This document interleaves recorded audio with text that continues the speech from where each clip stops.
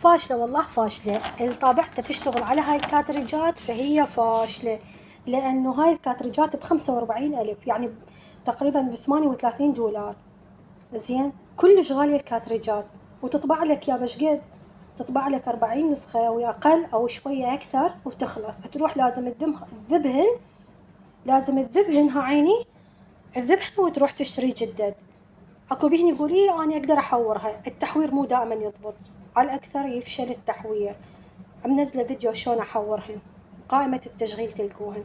فنصيحه لحد يشتري من هاي الطابعه. تقولون زين يا طابعه احسن، انا منزله فيديو عن يا هي الطابعه الاحسن اللي ما بيها مشاكل واحبارها رخيصه، وبعد هم راح انزل ان شاء الله فيديو راح انزل عن يا هي الطابعه تشتروها اللي شويه احبارها ارخص، واللي تستخدموها وبتفيدكم، خاصة اللي يدرس خصوصي بالمدرسة بالمكاتب.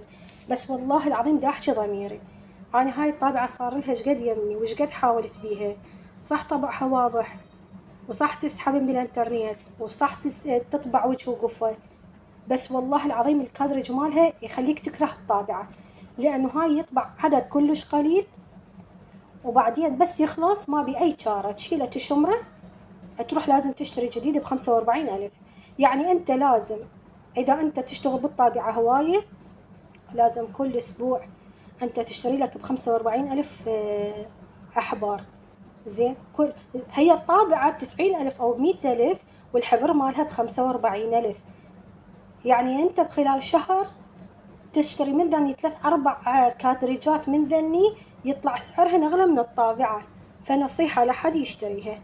أحبكم هواي وأريد مصلحتكم، وأتمنى لكم التوفيق، يعني تابعوني حتى على طول أنزل لكم معلومات عن الطابعة، ويا هي الأفضل ويا هي الأسوأ.